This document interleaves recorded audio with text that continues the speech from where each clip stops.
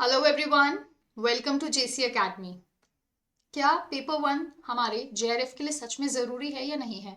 काफ़ी बच्चों का ना ये क्वेश्चन रहता है और वो पेपर वन को फॉर ग्रांटेड ले लेते हैं या फिर वो लास्ट मतलब एग्जाम से एक महीना पहले 10 डेज बिफोर और 15 डेज बिफोर वो पेपर वन स्टार्ट करते हैं पढ़ना।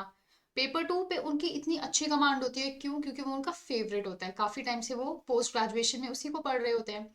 बट पेपर वन ना उनको बर्डन लगने लगता है।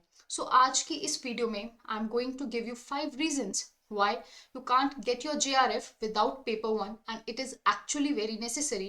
So from being a burden, how can you convert it into a strategic tool जिससे आप अपने टारगेट को अचीव कर सकते हैं? I'm your paper one educator Aradhna Tagotra, and I have cleared my JRF in December 2024 in management subject with an all India rank of 23. अगर आप इस चैनल पे न्यू हैं तो प्लीज चैनल को सब्सक्राइब जरूर कीजिए। देखिए, जेसी एकेडमी आपके लिए एक फाउंडेशन कोर्स लाया है for UGC NET paper one. यहाँ पे आपको रिकॉर्डेड क्लासेस मिलेंगी in bilingual languages with multiple validity options. अगर आपको कोई भी डाउट है कोर्स के रिगार्डिंग तो आप इस गिवन नंबर पर कॉल करके पूछ सकते हैं।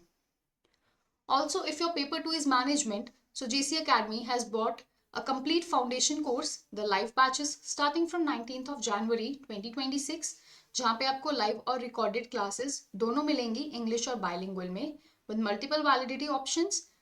Again, if you have any doubt you can call on the given number. Special offer चल रहा है, flat 40% of on all the UGC net courses. अगर आप JRF 40 अप्लाई करेंगे तो आपको जो ये 40% ऑफ है ये मिल जाएगा, and it is valid only for the first 100 registration. So अपनी सीट अभी से ही सिक्योर कर लीजिए। देखिए, जो हमारा पेपर वन होता है ना, इट इज अ मेक और ब्रेक। ठीक है, ये डील या तो मेक करेगा, यानी आपको JRF मिलेगा, या फिर वो डील जो है वो ब्रेक करेगा, यानी आपको JRF नहीं मिलेगा। 5 powerful reasons. The first one is safety net against subject unpredictability. देखिए, पेपर वन ना बहुत कंसिस्टेंट है, यानी अगर आप पेपर वन में 75 to 80 यानी 35+ क्वेश्चंस अगर आप पेपर वन में करेक्ट करते हैं तो it will act as a question. क्यों? क्योंकि देखिए, पेपर टू जो होता है वो आपका सब्जेक्ट स्पेसिफिक होता है, और जो एनटीए क्वेश्चन फ्रेम करता है पेपर टू में से वो कितना भी डेप्थ में जाके पूछ सकता है, आप उसको चैलेंज नहीं कर सकते। क्यों? क्योंकि वो आपके सब्जेक्ट के रिलेट होगा। वहीं अगर हम बात करते हैं पेपर वन की, तो जो पेपर वन है it is common for all, तो वो इतना इन डेप्थ में जाके या बहुत वास्ट एक्सटेंट में जाके ना वो फ्रेमिंग क्वेश्चंस की नहीं करते हैं। इसीलिए it will act as a question और it will act as a safety net. अगर आपका जो पेपर टू का स्कोर है वो कहीं कम ज्यादा हो भी रहा है ना, तो पेपर वन उसको बचा लेगा। So this is the first reason. Second reason is paper one is high scoring as compared to paper two deep learning. वही मैंने आपको बोला, जो पेपर टू है वास्ट है, इनफाइनाइट सिलेबस है, लेकिन जो पेपर वन है वो मैथमेटिकली कॉम्पैक्ट है। आपने कभी आपने कभी सिलेबस को देखा है? आप ना पेपर वन और पेपर टू का सिलेबस साथ में कंपेयर कीजिएगा। अगर आप पेपर वन में डीआई की बात करते हैं, मैथमेटिकल रीजनिंग की बात करते हैं और आरसी की बात करते हैं, डीआई एंड आरसी, ये 10 क्वेश्चंस तो आपके ना पक्के हैं कि आप अगर ठीक करेंगे तो आप 18 to 20 मार्क्स तो स्कोर आराम से कर लेंगे, बहुत आराम से, बस आपको प्रैक्टिस की जरूरत है। अगर वहीं मैं बात करती हूँ मैथमेटिकल रीजनिंग की, इसमें भी 5 क्वेश्चंस आते हैं, कभी 4 आ जाते हैं, तो आपको सिर्फ प्रैक्टिस करनी है। पेपर टू, अगर जो टॉपर्स है ना पेपर टू में भी, उनका भी 70 to 75% ही स्कोर रहता है। और अगर आप पेपर वन में राइट प्रैक्टिस करते हैं and if you are getting like 80% marks, यानी कि अगर आपके 40+ क्वेश्चंस भी ठीक हो रहे हैं, इवन 40 भी ठीक हो रहे हैं ना, तो आपका JRF कहीं नहीं जा रहा है। इसलिए हम वी ऑल एज एजुकेटर्स आपको बार बार बोलते हैं कि पेपर वन को फॉर ग्रांटेड नहीं लेना है। आपको पेपर वन पे उतना ही फोकस रखना है जितना आपने पेपर टू पर रखना है। क्यों? क्योंकि जो उसका सिलेबस है ना वो कॉम्पैक्ट है। Third reason, aggregate cut offs are brutal for JRF। JRF आजकल 210+ स्कोर्स क्रॉस कर ही रहा है for almost all the subjects. तो अगर आपके पेपर टू में 140 मार्क्स भी आ रहे हैं, जो बहुत अच्छे हैं, 140, यानी अगर आपके 70 क्वेश्चंस भी करेक्ट हो रहे हैं पेपर वन में, पेपर टू में, तो आपको 70+, यानी 35 प्लस क्वेश्चंस पेपर 1 में ठीक करने ही करने हैं so as to achieve 210 plus score. तो आप देख रहे हैं कि जेआरएफ का जो कट ऑफ है वो कहाँ जा रहा है। तो इसीलिए आपको पेपर 1 पढ़ना ही पढ़ना है। Then the research aptitude foundation, हमारा सेकेंड यूनिट होता है पेपर 1 का रिसर्च एप्टीट्यूड। वो क्यों होता है? क्योंकि जो जेआरएफ है ना, इट इज फॉर रिसर्च। आप जेआरएफ करके जब पीएचडी में एडमिशन लेंगे तो आप रिसर्च ही करेंगे, इसीलिए एक स्पेसिफिक टारगेट होता है रिसर्च एप्टीट्यूड का।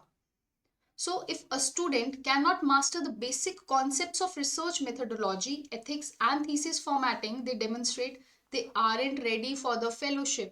और आजकल तो रिसर्च एप्टीट्यूड में पैटर्न चेंज हो रहा है। पहले फैक्चुअल क्वेश्चंस आते थे, आजकल न्यूमेरिकल आ रहे हैं, एंड सिंपल न्यूमेरिकल भी नहीं आ रहा, मैच द फॉलोइंग के फॉर्म में न्यूमेरिकल्स आ रहे हैं। क्यों? क्योंकि they want to test your aptitude कि आप रिसर्च को लेके कितना क्लियर है, आपका बेसिक फाउंडेशन कितना क्लियर है रिसर्च को लेके, क्योंकि अल्टीमेट एम तो आपका रिसर्च ही है ना।